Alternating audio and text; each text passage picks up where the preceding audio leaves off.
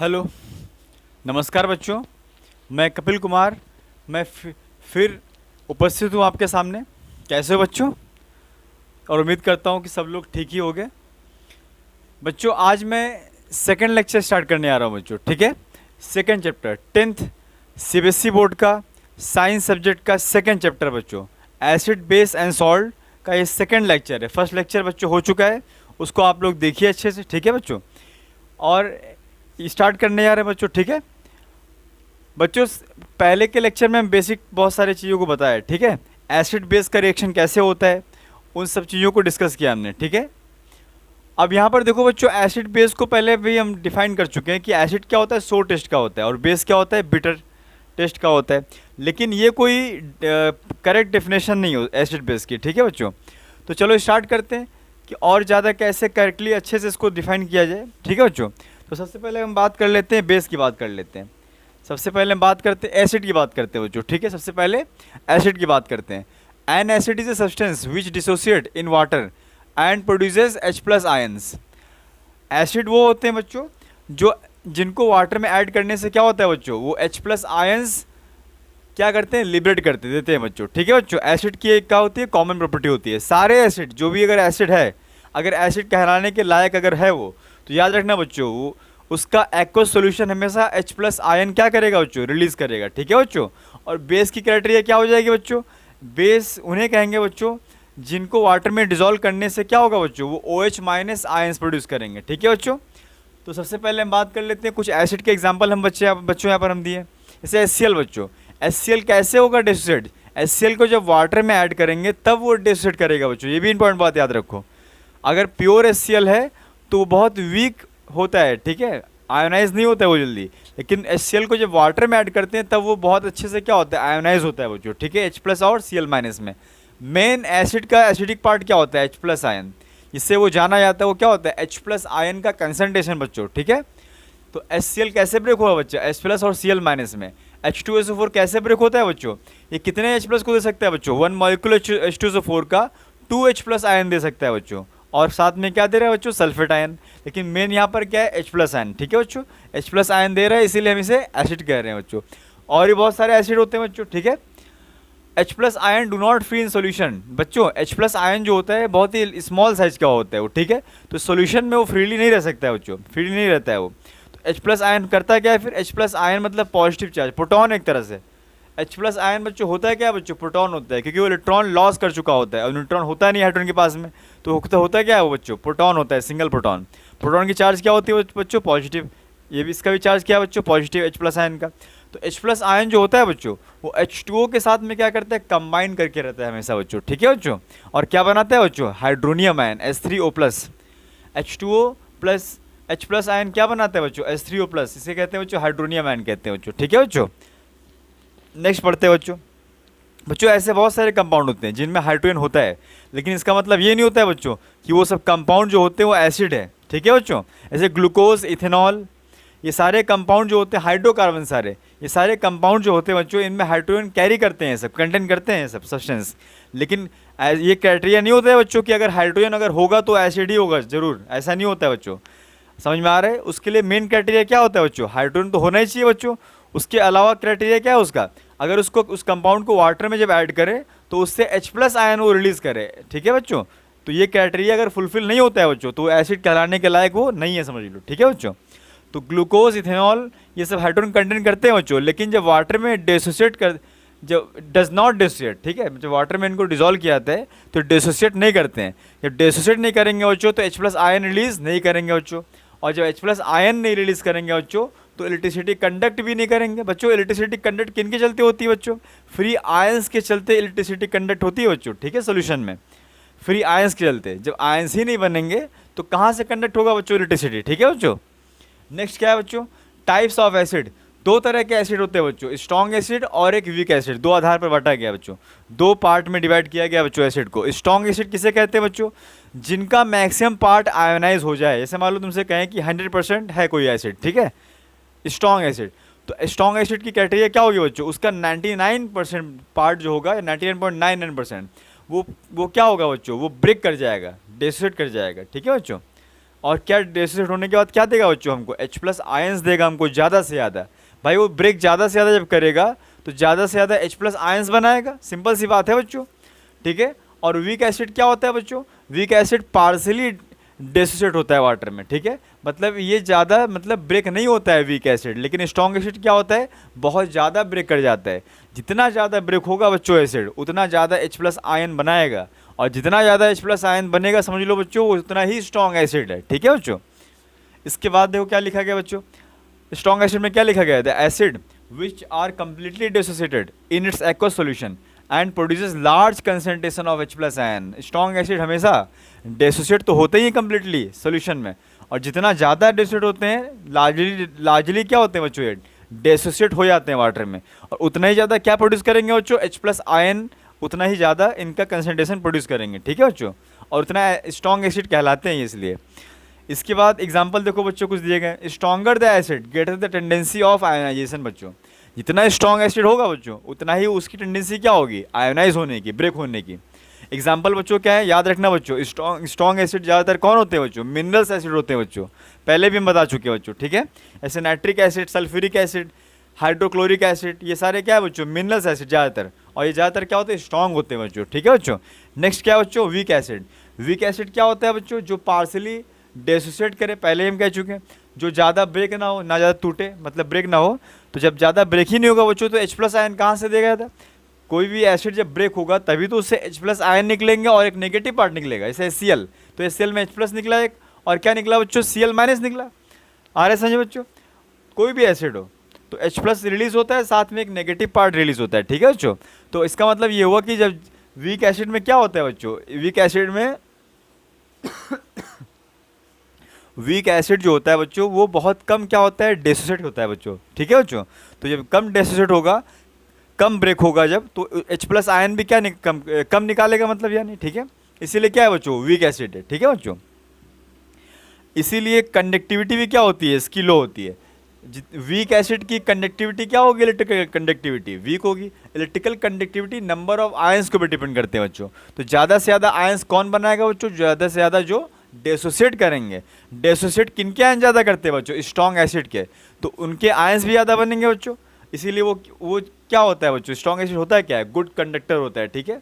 मतलब इलेक्ट्रिसिटी जो है इससे कंडक्ट अच्छे तरीके से होती है, ठीक है बच्चों, पास कर जाती है। समझ में आ रहा है, गुड इलेक्ट्रिकल कंडक्टिविटी शो करता है स्ट्रॉन्ग एसिड, और लेस इलेक्ट्रिकल कंडक्टिविटी शो करता है बच्चों वीक एसिड, ठीक है बच्चों। नेक्स्ट क्या है बच्चों, stronger the acid more rapidly react with base. याद रखना बच्चों, जितना स्ट्रॉन्ग एसिड होगा वो किसी दूसरे के साथ में रिएक्शन करेगा, या फिर जितना स्ट्रॉन्ग बेस होगा, समझ में आ रहा है, स्ट्रॉन्ग जितने भी होते हैं चाहे एसिड हो चाहे बेस हो, बहुत ही रैपिडली रिएक्शन करते हैं सबके साथ, ठीक है बच्चों, अपने अपोजिट नेचर वालों के साथ, ठीक है। टाइप्स ऑफ बेस, दो तरह के होते हैं बेस बच्चों, एक होता है वाटर सोल्यूबल बेस और एक होता है वाटर इनसोल्यूबल बेस, ठीक है बच्चों। वाटर सोल्यूबल बेस जो होता है इनको एल्कली भी कहा जाता है बच्चों, ठीक है। जैसे एग्जांपल क्या हो गया बच्चों, एल्कली का एग्जांपल जैसे NaOH sodium hydroxide, KOH potassium hydroxide, magnesium hydroxide, MgOH का होल ट्वाइस, ठीक है बच्चों। इनको सबको अल्कली कहते हैं बच्चों, स्ट्रॉन्ग बेस को। ये सब वाटर सोल्यूबल होते हैं, पानी में घुल जाते हैं बच्चों, ठीक है। इसके बाद क्या होता है बच्चों, वीक बेस। वीक बेस क्या होता है बच्चों, जो वाटर में सोल्यूबल ना हो, ये प्रेसिपिटेट बनाते हैं बच्चों, ये घुलते नहीं पानी में, क्या बनाते हैं, प्रेसिपिटेट, मतलब इनसोल्यूबल रहते हैं बच्चों, ठीक है। एग्जाम्पल क्या है बच्चों, ज़्यादातर देखो पहचानने का ट्रिक है बच्चों, स्ट्रॉन्ग एसिड में ज़्यादातर क्या है बच्चों, फर्स्ट ग्रुप और सेकंड ग्रुप के एलिमेंट बच्चों। फर्स्ट ग्रुप मतलब अल्कली मेटल, सोडियम जैसे मान लो हो गया बच्चों। पीरियोडिक टेबल अपने घर पे लगा लेना बच्चों आप लोग, ठीक है। तो पहला जो ग्रुप मिलता है उसे कहते हैं बच्चों अल्कली मेटल। अल्कली मेटल जब ये हाइड्रोक्साइड बनाता है, मतलब बेस बनाता है, तो ये क्या बनाता है बच्चों, स्ट्रॉन्ग बेस बनाता है बच्चों, जैसे NaOH, KOH, और कुछ सेकंड ग्रुप के भी एलिमेंट होते हैं जैसे MgOH का होल ट्वाइस, ठीक है। आ रहा है बच्चों समझ में।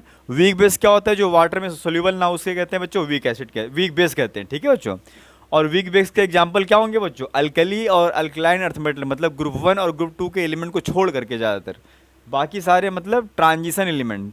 ट्रांजिशन एलिमेंट कहाँ पर है बच्चों, पीरियोडिक टेबल के मिडिल में है बच्चों। आयरन, कॉपर, जिंक, ये सब ज़्यादातर मतलब क्या बनाते हैं बच्चों, वीक बेस बनाते हैं इनके हाइड्रोक्साइड। जैसे बच्चों देखो हमने दिखाया copper hydroxide, ferrous hydroxide, ferric hydroxide, ठीक है। फेरस हाइड्रोक्साइड ये जिंक हाइड्रोक्साइड है ये, ठीक है बच्चों। और फेरिक हाइड्रोक्साइड भी होता है, उसी कैटेगरी में आता है, ठीक है बच्चों। NH4OH अमोनियम हाइड्रोक्साइड, ये भी एक क्या है बच्चों, वीक बेस है, ठीक है बच्चों, तो ये सब याद रखना है बच्चों आपको, ठीक है। नेक्स्ट क्या है बच्चों, पीएच स्केल। पीएच स्केल बच्चों बहुत इंपॉर्टेंट है। सबसे पहले पीएच क्या होता है ये हम जानेंगे बच्चों। पीएच होता है क्या बच्चों, पीएच क्या होता है, minus logarithm of H plus ion concentration. Minus logarithm, minus logarithm मतलब होता है क्या बच्चों, लॉग। लॉग एक टर्म आता है बच्चों, सीबीएसई बोर्ड के मैथ में शायद नहीं है, लेकिन आईसीएसई बोर्ड में होता है बच्चों। लेकिन अभी ये बस याद रखो जनरली, ठीक है। पीएच क्या होता है बच्चों, माइनस लॉग H+1, ठीक है। माइनस लॉग और H प्लस का ही कंसंट्रेशन वहाँ पर रखा जाता है, यहाँ पर वैल्यू रखी जाती है, ठीक है। तो यहाँ से क्या आ जाता है बच्चों, पीएच आ जाता है, पीएच निकल जाता है, ठीक है।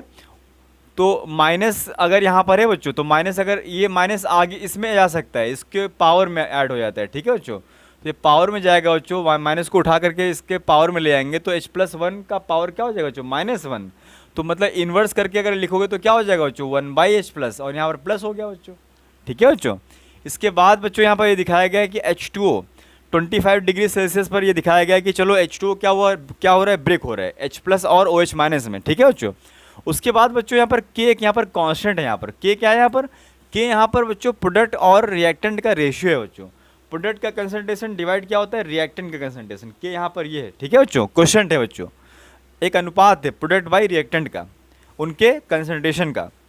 तो प्रोडक्ट बाई रिएक्टेंट, प्रोडक्ट बच्चों यहाँ पर क्या क्या प्रोडक्ट थे बच्चों, प्रोडक्ट यहाँ पर क्या क्या है, H+ और OH-, तो ऊपर इनको लिखा जाएगा बच्चों, ठीक है। प्रोडक्ट बाई रिएक्टेंट कंसंट्रेशन है, रिएक्टेंट यहाँ पर क्या है बच्चों, H2O, तो H2O को यहाँ पर लिखा गया बच्चों, ठीक है बच्चों। और इसके बाद फिर यहाँ पर क्या लिखा गया बच्चों, H2O क्या हो, देखो बच्चों H2O का कंसंट्रेशन क्या होता है, प्रैक्टिकली कांस्टेंट होता है बच्चों। H2O का कंसंट्रेशन जो है कभी भी बदलता नहीं सॉल्यूशन में, क्योंकि वो बहुत लार्ज क्वांटिटी में रहता है वाटर, ठीक है। सॉल्यूट की कंसंट्रेशन बदल सकती है, लेकिन H2O का कंसंट्रेशन नेग्लिजिबल बदलता है, मतलब ना के बराबर, प्रैक्टिकली कांस्टेंट हम इसे मान सकते हैं। तो K अपने में कांस्टेंट है, H2O का कंसंट्रेशन भी कांस्टेंट होगा, तो दोनों जब कांस्टेंट मिल जाते हैं तो एक नया कांस्टेंट बन जाता है, K × H2O। तो क्या बन जाता है बच्चों KW, मतलब आयनिक, इसको कहते हैं बच्चों आयनिक प्रोडक्ट ऑफ वाटर।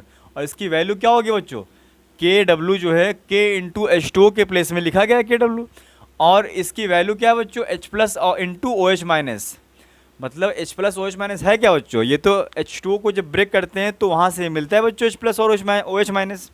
तो इसीलिए इसको क्या कह रहे हैं बच्चों, ionic product of water. KW है क्या एक्चुअल में, आयनिक प्रोडक्ट है, किसका, वाटर का। वाटर तो ही यहाँ डिस्ट्रीब्यूट हुआ ना, आ रहा है बच्चों समझ में। और KW की वैल्यू क्या होती है बच्चों, 25 डिग्री सेल्सियस पर बच्चों याद रखना, KW की वैल्यू होती है 10⁻⁻14 मोल पर लीटर। मोल पर लीटर होता है बच्चों, कंसंट्रेशन की यूनिट होती है बच्चों, ठीक है, मोल पर लीटर।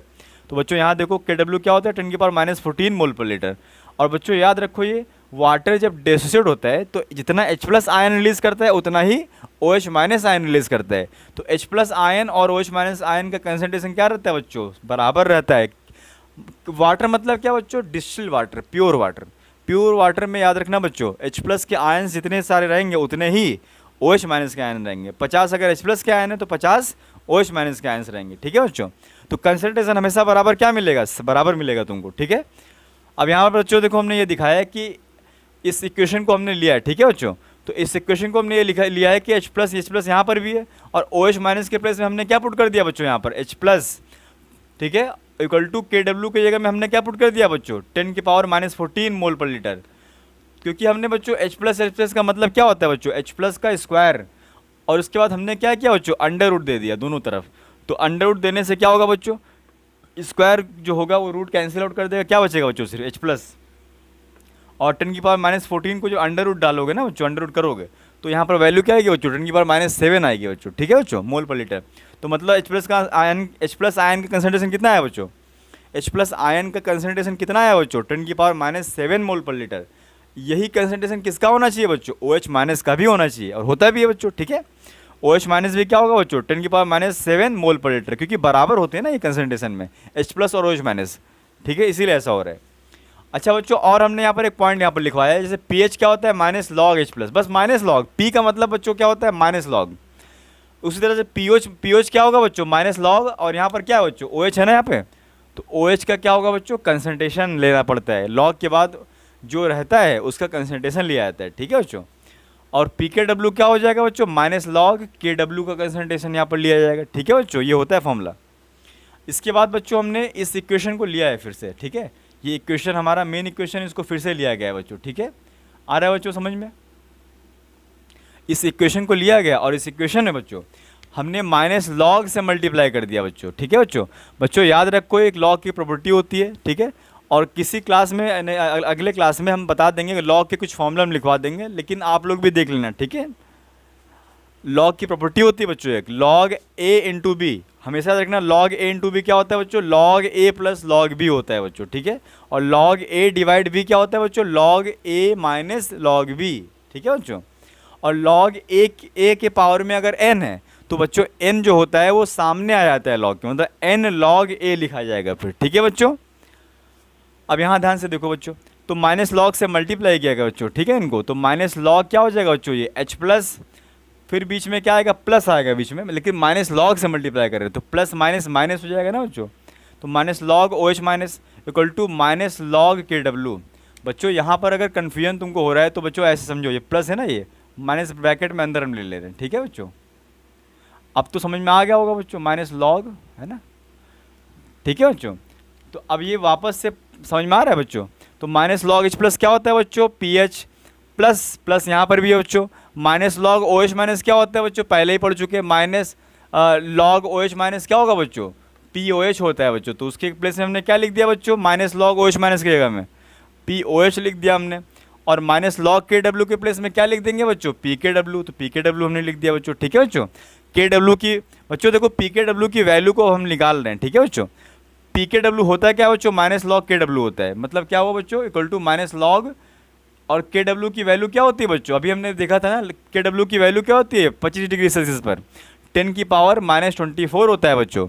तो बच्चों याद रखो, अभी हम बता रहे थे पावर यहाँ पर जो भी होता है लॉग 10 मतलब पावर में है ना, ये पावर सामने आ जाता है बच्चों, ठीक है, मतलब -14 जो होगा ये सामने आ जाएगा और इसके साथ में क्या होगा, मल्टीप्लाई हो जाएगा सामने जो कुछ भी रहेगा, तो माइनस माइनस क्या हो जाएगा बच्चों, प्लस प्लस का 14, ठीक है बच्चों।